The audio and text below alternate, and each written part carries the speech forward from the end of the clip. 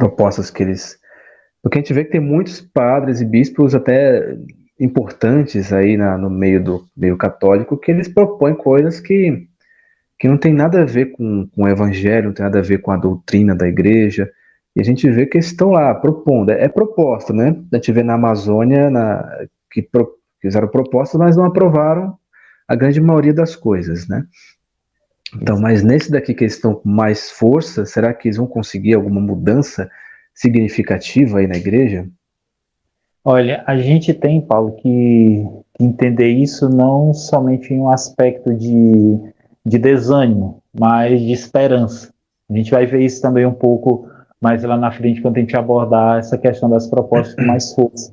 Mas o que me causa espanto não é nem coisas assim chegarem a não ser aprovadas, como pediram abolição do celibato, ordenação de homens casados, ordenação de mulheres. Tudo isso apareceu no Sino da Amazônia, né? Quando foram para a plenária, não foram aprovadas, mas é importante ressaltar que tiveram uma votação expressiva, né? Dentro do sínodo, não é como as nossas votações habituais, 50% mais um, é preciso 2/3 dos bispos. Então, não atingiu esse quórum, mas chegou bem perto algumas proposições.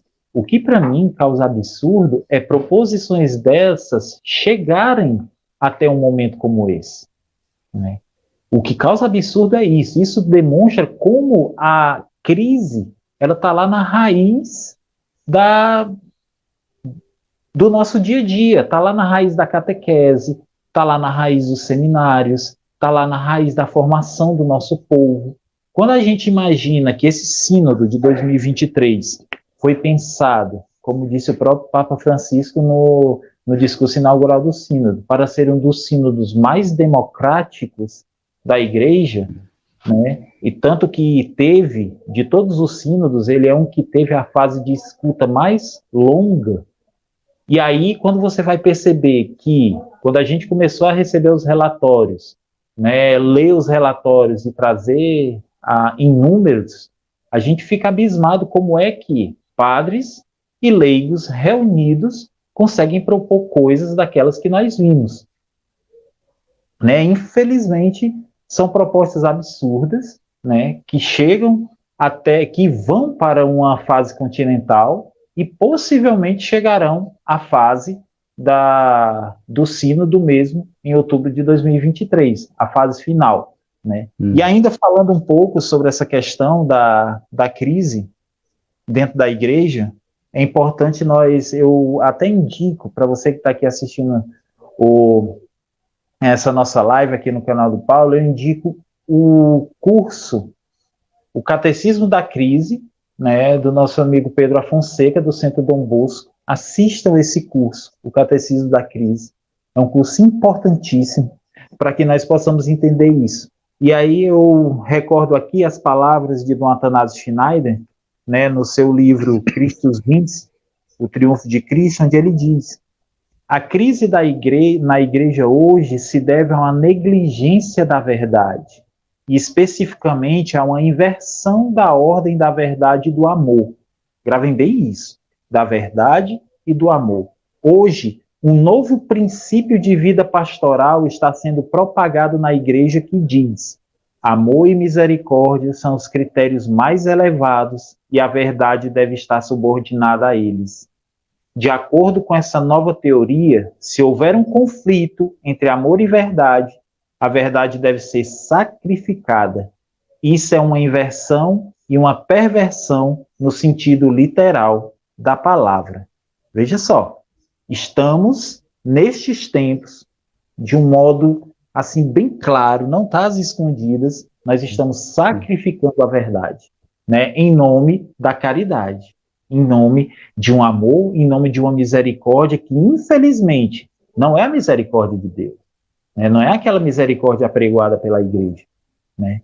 Porque a misericórdia de Deus, muitas vezes, ela passa, aliás, muitas vezes não, ela passa diretamente pela aplicação da verdade. Então, eu tenho grupos excluídos, então eu tenho que amá-los.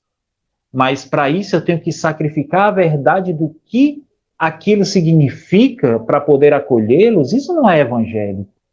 Isso não é bíblico e isso não está na nossa doutrina. O catecismo não diz isso, né? Quando nós falamos que nós devemos amar o pecador, mas devemos odiar o pecado, né? Então, muitas dessas coisas que chegaram são em nome de uma pretensa misericórdia, em nome de um pretenso acolhimento, que a igreja ela tem que estar mais aberta, ela tem que ser mais inclusiva.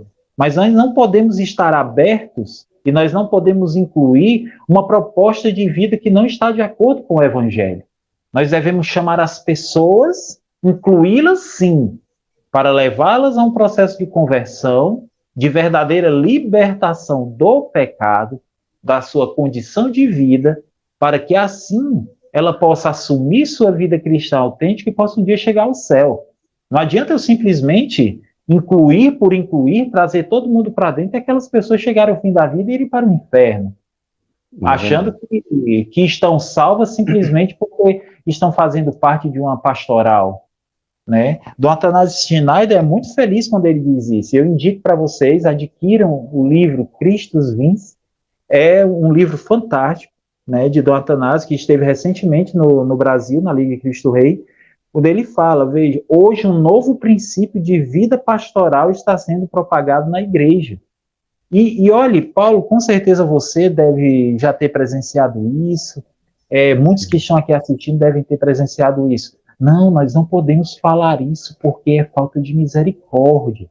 Não, nós não podemos agir assim porque nós podemos afastar o nosso irmão. Vejam o caso daquele padre que estava naquele evento que o Dom Vasconcelos, bispo aqui da Diocese de Sobral, aqui próximo a Fortaleza, o repreendeu e ele vai passar um ano sabático aí para repensar a vocação dele. Eu conversei com o Dom Vasconcelos, liguei para ele pessoalmente quando recebi aquela notícia e ele me disse, Fabiano, o que mais dói não é simplesmente chegar para um sacerdote e dizer que vou afastá-lo para ele repensar. Isso já é um processo doloroso.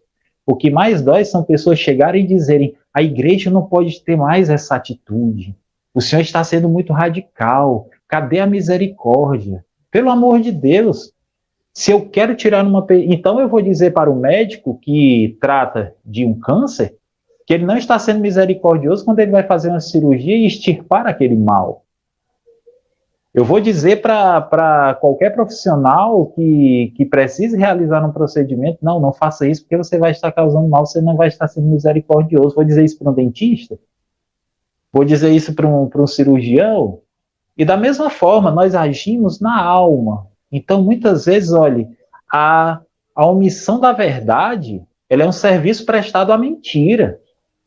A omissão da verdade é um serviço prestado a Satanás. Se a igreja deixar de defender e de acreditar na verdade que ela professa, da verdade que ela não é simplesmente uma palavra, mas é o próprio Cristo, nós vamos estar abandonando Cristo. E é justamente sobre isso que o cardeal Robert Sará, no livro A Noite se Aproxima e o Dia Já Declinou, ele vai dizer, veja a seriedade das palavras do nosso cardeal.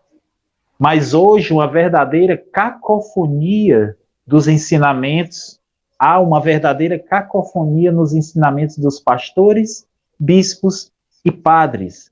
Eles parecem se contradizer. Cada um impõe a sua opinião pessoal com uma certeza. O resultado é uma situação de confusão, ambiguidade e apostasia. Uma grande desorientação, uma angústia profunda e incertezas destrutivas foram inoculadas no espírito de muitos cristãos. Temos a impressão, veja que palavra forte, Paulo, temos a impressão de que Deus está morrendo na cristandade.